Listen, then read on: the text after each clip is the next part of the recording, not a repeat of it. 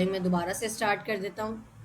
और यहाँ पर मैंने फर्स्ट क्लास का एक फ़ोल्डर बनाया, फाइल बनाई थी और फोल्डर बनाया था, है ना। अच्छा। और हम लोगों ने जो चीज़ें देखी थी मैं अगर आपको समझाता हूँ।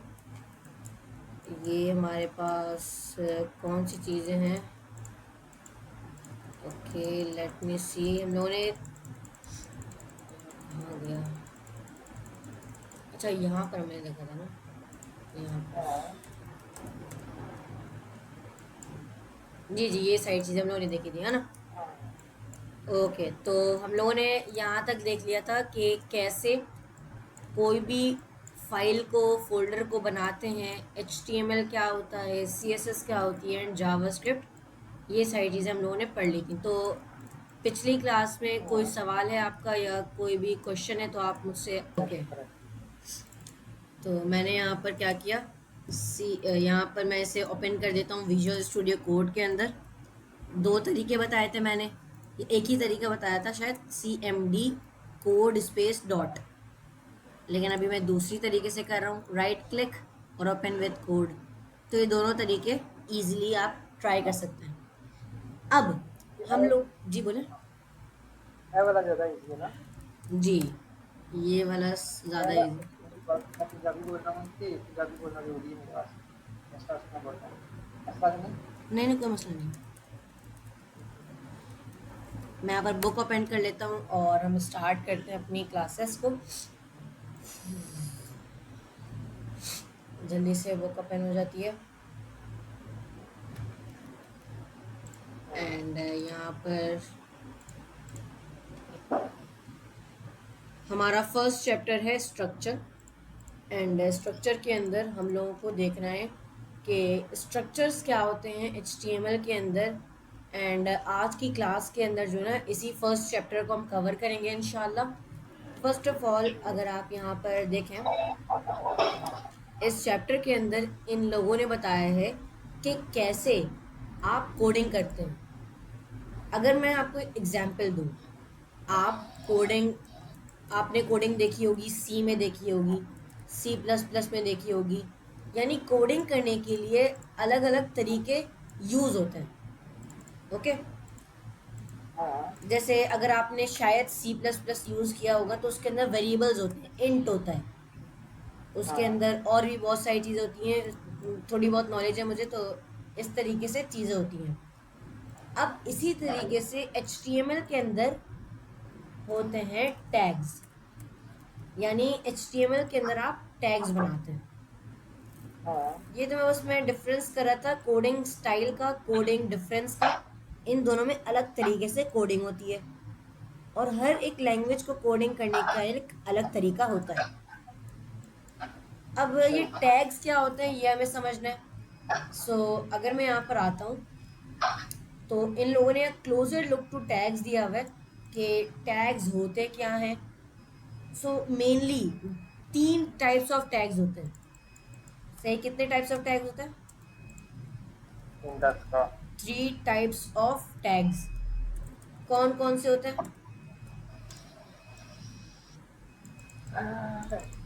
अरे हम तो ही रेस्टोरेंट। एक होता है ओपनिंग टैग, एक होता है क्लोजिंग टैग, हाँ। एक होता है सेल्फ क्लोजिंग टैग। ओके, ये जी। 3 तरीके के टैग्स होते हैं जिसको आप यूज करते हो कोई भी वेबसाइट को बनाने के लिए या कोई भी चीजें करने के लिए। ओके, हाँ। ओके। यहाँ तक कोई मसला? नहीं। ओके, चलिए अब इन तीनों को, इन तीनों टैग्स को सही से समझते हैं कि ये क्या होते हैं और इनके साथ कैसे काम किया जाता है। सबसे पहले आता है ओपनिंग टैग। क्या आता है? Opening tag. ओपनिंग टैग लगाने के लिए आपको लेस देन, उसके बीच में आपके टैग का नाम आता है। टैग का नाम बहुत सारे हो सकते हैं, जैसे HTML के अंदर P टैग है, H1 टैग है, उसी तरीके से लिस्ट है, उसी तरीके से हमारे पास बहुत सारे टैग्स हैं जिसको आप यूज कर सकते हैं। तो जैसे जी। P टैग का नाम है ना, तो वो टैग का नाम लेस देन के बाद आएगा और ग्रेटर देन से क्लोज हो जाएगा। सही, तो इसको हम कहते हैं ओपनिंग टैग। ये चीज क्लियर हुई आपको मेरा? Sure. ये ना, ओके। तो अब हम देखते हैं क्लोजिंग टैग। ये क्लोजिंग टैग क्या होता है? क्लोजिंग टैग हमारे पास बिल्कुल सेम होता है, बस इसके अंदर एक चीज आती है, स्लैश। Sure. Okay, Sure. सही। तो हम लोगों ने ये भी देख लिया कि आप कैसे ओपनिंग टैग और क्लोजिंग टैग को बनाते हो। तो अपने कोडिंग कर के अंदर आकर एक ओपनिंग टैग भी बना लेते हैं और एक क्लोजिंग टैग भी बना लेते हैं। Sure. जब मैंने ओपनिंग टैग बनाया ना, तो इसने खुद ब खुद क्लोजिंग टैग बना दिया। ये फायदा है वीएस कोड यूज करने का। आप कोडिंग तो नोटपैड के अंदर भी कर सकते हो। जैसे अगर मैं यहाँ पर आता हूँ और मैंने क्या किया, इसको नोटपैड में ओपन करने की कोशिश करता हूँ मैं, तो इसको right click, open with notepad किया मैंने। सही, तो आप कोडिंग तो नोटपैड के अंदर भी कर सकते हैं। आप इस तरीके से टैग लिखें। मेनली होगा ये कि आपको ज़्यादा मेहनत करनी पड़ेगी, लेकिन उन सारी मेहनत को कम कर सकते हैं हम यूजिंग वीएस कोड, जो आसानी से आपके लिए कोई भी कोडिंग को आसान बना देता है। यानी कि अगर आप कोई भी टैग लिख रहे हो तो उसका क्लोजिंग टैग भी लगा देता है। अगर आप एक ओपनिंग टैग लिख रहे हो तो उसकी सारी चीज़ें कर देता है। ओके, ये चीज़ समझ आ गई आपको? Fine. Okay, clear. नाउ अब what is self closing tag, ये हम लोग को देखना है। सेल्फ क्लोजिंग टैग क्या होता है? मैं तो कह रहा हूँ सेल्फ क्लोजिंग टैग को भी हम रहने देते हैं मिस्ट्री। जब हम पढ़ेंगे कुछ ऐसे टैग्स जो है सेल्फ क्लोजिंग टैग, तो हम वो पढ़ेंगे एक साथ। Okay, Sure. ये दोनों पहले हम क्लियर कर लेते हैं। सबसे पहले अगर आपको एक ओपनिंग टैग बनाना है तो आपको लेस देन लगाना पड़ेगा। उसके बाद आपको अपने टैग का नाम लिखना पड़ेगा। टैग का नाम मैंने बताया कि पी हो सकता है, H1 हो सकता है, यूएल हो सकता है। तो इस HTML के अंदर ना टैग्स ही मेन होते हैं, टैग के नाम। ओके, मतलब कि अगर ये पी टैग में लगा रहा हूँ, पी टैग अलग काम करता है। अगर मैं H1 टैग लगा रहा हूँ, H1 टैग अलग काम करता है। अगर मैं बी टैग लगाता हूँ तो बी टैग अलग काम करता है। हर टैग का डिफरेंट मीनिंग होती है। Means you for underline, underline करते हो यू से। H1 क्या होता है? H1 होता है हेडिंग नंबर 1। हाँ. P यानी पैराग्राफ। इसी तरीके से हर एक टैग का मतलब होता है। अगर मैं यहाँ पर लगाता हूँ H1 और इस तरीके से मैंने H1 लगा दिया, और इसके मिडिल में यानी इन दोनों के बीच में मैं लिखूंगा हेलो वर्ल्ड। सही है? Yeah. ये चीज समझ आ गई आपको? Yeah. ओके, चलें। अब यहाँ पर जब भी आप कोई चेंजेस करते हैं अपनी फाइल के अंदर ना, जैसे मैं यहाँ पर हेलो वर्ल्ड लिखता हूँ, तो आप एक चीज नोटिस करेंगे कि आपकी फाइल के ऊपर ना एक डॉट बना हुआ आ गया। आ रहा है ये डॉट? इस डॉट का मतलब ये होता है कि आपकी फाइल सेव नहीं है। ओके, आपकी फाइल सेव नहीं है, इसका मतलब होता है। तो इसको सेव कैसे करेंगे? इसको सेव करने के लिए आप दबाएंगे CTRL प्लस S, यानी कंट्रोल S। कंट्रोल S से क्या करेगा? सेव द फाइल, आपकी फाइल को सेव कर लेगा। हाँ. ये चीज हो गई। जैसे मैंने यहाँ पर अगर कुछ चेंज किया तो आप देखें यहाँ पर आ गया डॉट। अब यहाँ पर मैं क्या करता हूँ, मैं यहाँ पर ना लगाता हूँ, मैंने यहाँ पर कंट्रोल S दबाया। अब ये जब डॉट चले गया, इसका मतलब हमारी फाइल सेव हो गई। ये चीज क्लियर है?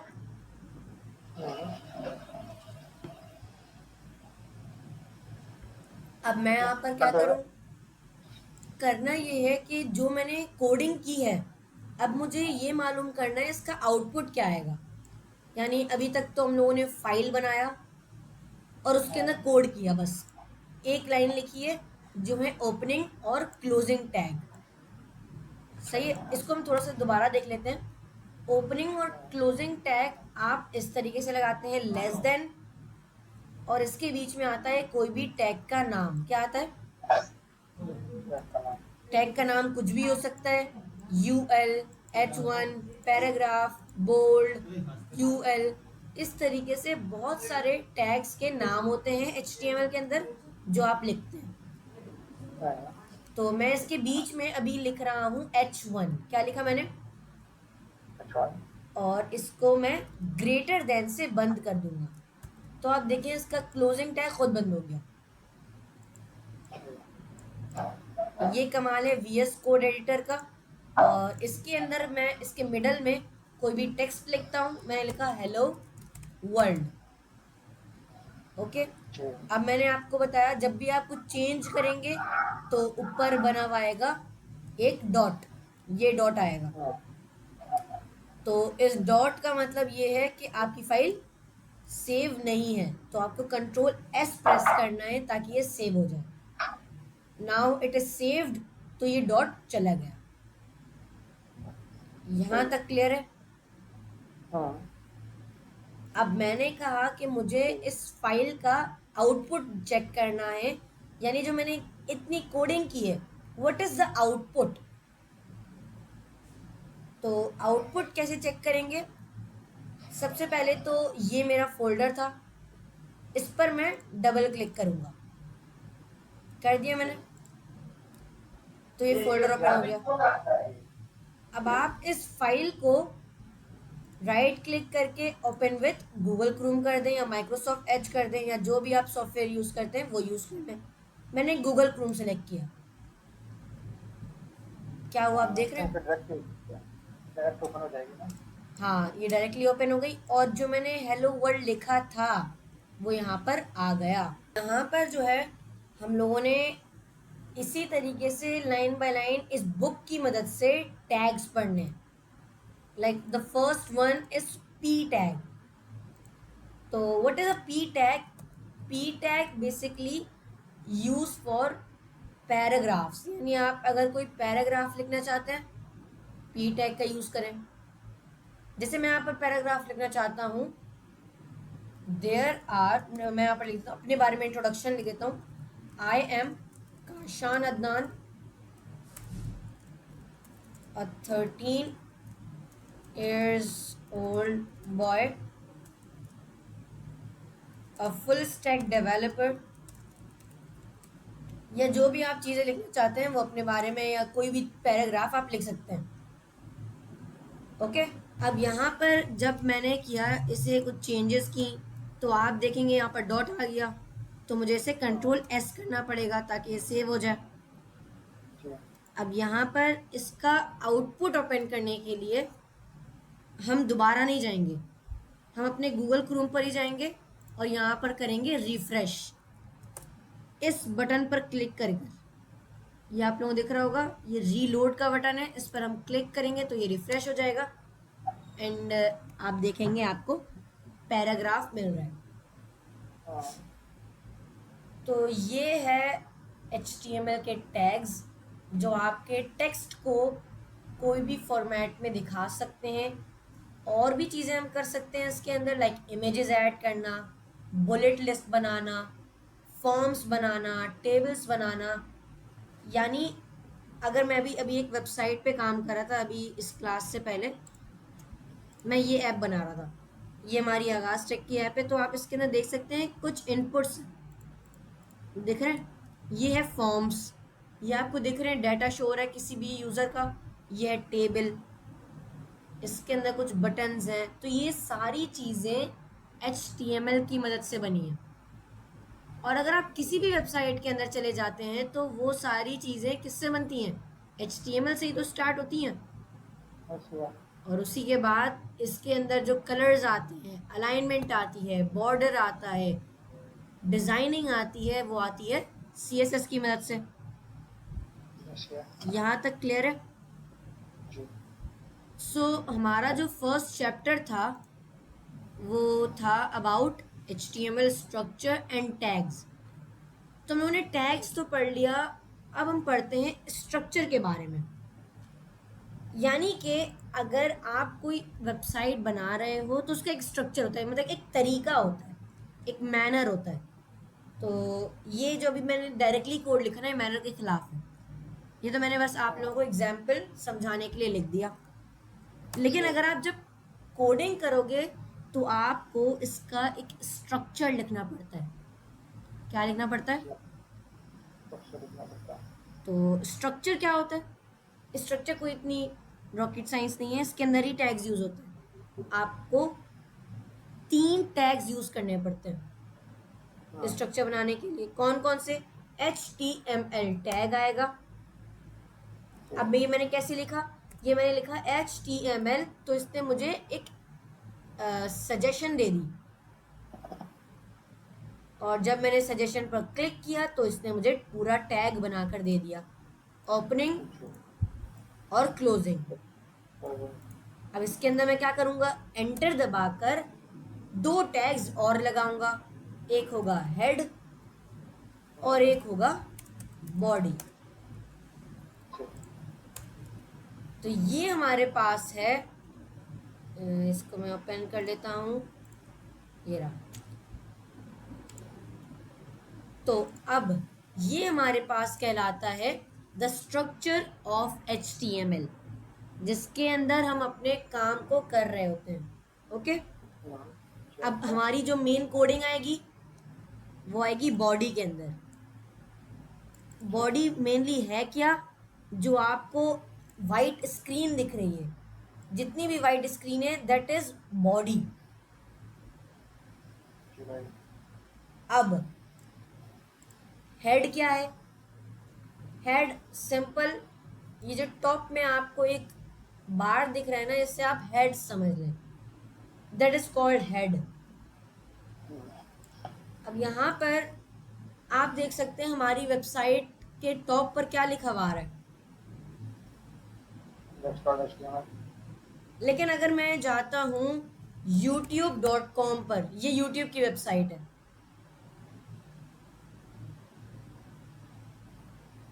तो टॉप पर क्या लिखा हुआ आ रहा है? YouTube लिखा हुआ आ रहा है। तो मुझे अगर अपनी वेबसाइट में लिखना है, काशान लिखना है, मुझे क्या लिखना है अपनी वेबसाइट में? या मैं लिखना चाहता हूँ काशान वेबसाइट, या मैं लिखना चाहता हूँ माय वेबसाइट, या मैं लिखना चाहता हूँ माय फर्स्ट वेबसाइट, या मैं अपना कोई ब्रांड बनाना चाहता हूँ तो उसका नाम लिखना चाहता हूँ। वो कैसे करेंगे? सिंपल, आपको आना है हेड टैग के अंदर और आपको लगाना है टाइटल टैग। कौन सा टैग लगाएंगे? तो अब टाइटल के अंदर आप कोई भी नाम दे सकते हैं, जैसे मैंने दे दिया माय फर्स्ट वेबसाइट। अब इसको करेंगे कंट्रोल एस से सेव हो जाएगा, और यहाँ पर आकर कंट्रोल आर, यानी कंट्रोल आर से रिफ्रेश भी हो जाएगा, और या तो इस बटन पर भी क्लिक कर सकते हैं। ठीक है, तो आप देखें क्या हुआ। अभी जहाँ index.html लिखा हुआ आ रहा था, वहाँ क्या लिखा हुआ आ रहा है माय फर्स्ट वेबसाइट के अंदर? लाइक मैं यहाँ पर जाता हूँ, एक वेबसाइट है GitHub, ये वेबसाइट दिख रही है। अब इसके टॉप पर आप देखिए कुछ लिखा हुआ है, ये रिप्रेजेंट करता है आपकी वेबसाइट का नाम। जैसे अगर मैं ना कोई बहुत सारी वेबसाइट्स खुला हुआ है मैंने, तो आप देखिए मैं किसी का नाम भी पढ़ सकता हूँ। जैसे मैंने यहाँ पर जेसन लिखा हुआ है, तो मैं पढ़ सकता हूँ ये जेसन की वेबसाइट पर, उस पर क्लिक कर दिया। तो अब ये चीज़ जो होती है ना, ये होती है टाइटल, और ये आपकी वेबसाइट को पहचानने में मदद करती है, क्योंकि यूज़र, हमें क्या करना है, अपनी वेबसाइट को यूज़र के लिए बनाना है। यानी कोई बंदा आएगा और हमारी वेबसाइट को यूज़ करेगा। ये मैं बहुत आगे की बात करूँ ताकि आपको समझ आ जाए। सही, तो यहाँ पर आप कोई भी यूज़र को ग्रैब करने के लिए टॉप पर अपना वेबसाइट का नाम लिखोगे ताकि वो आपकी वेबसाइट को देख पाए। तो वो चीज़ वो टॉप पर कैसे लिखेंगे? यानी जैसे अभी यहाँ पर न्यू टैब लिखा हुआ आ रहा है ना, अब मैं चाहता हूँ न्यू हाँ टैब की जगह हमारे ब्रांड का नाम आए। जैसे मेरे कंपनी का नाम है आगाज टेक, तो मैं यहाँ पर टॉप पर आगाज टेक लिखना चाहता हूँ, ताकि कोई भी बंदा आए तो आगाज टेक ढूंढ ले और उस पर क्लिक करके हमारी वेबसाइट को यूज कर ले। तो आप ये हाँ बताइए, ये एग्जाम्पल समझ आई आपको? ओके। ठीक है। अब वो लगाएंगे कैसे? लगाने के लिए आप हेड टैग देख रही हैं। अब मैंने एग्जाम्पल दी कि हेड टैग जो होती है वो होता है टॉप का पार्ट, यानी ऊपर का पार्ट होता है। अभी ठीक मैंने है। टाइटल हटा दिया तो यहाँ पर index.html लिखा हुआ आ रहा है। तो हाँ टॉप का पार्ट अगर हेड टैग है तो उसके अंदर आप बहुत सारी चीज़ें होती हैं, यानी आप समझते। मैं अगर इसकी एग्जाम्पल देता हूँ ताकि समझ आ जाए। हाँ ये ये आप समझ लें, एज अ ह्यूमन बॉडी है, टॉप पर ब्रेन है, ठीक है। Brain of a website, head tag, और नीचे आ गई पूरी बॉडी जो आपकी वेबसाइट के अंदर दिख रही है। हाँ और इस पूरे को आप कह रहे हैं HTML। आप इसको इस तरीके से राइट। समझ सकते हैं। ठीक है। ओके। और ये हमारे पास सिंपल सी एग्जांपल है स्ट्रक्चर की भी, ताकि याद भी हो जाएगा। और इसकी भी एग्जांपल है कि आपको हेड टैग के अंदर टाइटल टैग लिखना है। एंड इस राइट टाइटल ठीक टैग के अंदर आप क्या करेंगे, आपने यहाँ पर लिख दिया आगाज टेक, ये हमारे कंपनी इंस्टीट्यूट का नाम है। तो यहाँ पर हम आएंगे और रिफ्रेश करेंगे and you will see in the top ये चेंज हो गया। है। ये चीज़ क्लियर हो गई अब। हाँ ठीक है। और आपको भी।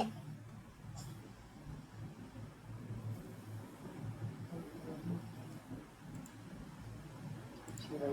ओके। तो अभी हम लोगों ने टाइटल देख लिया।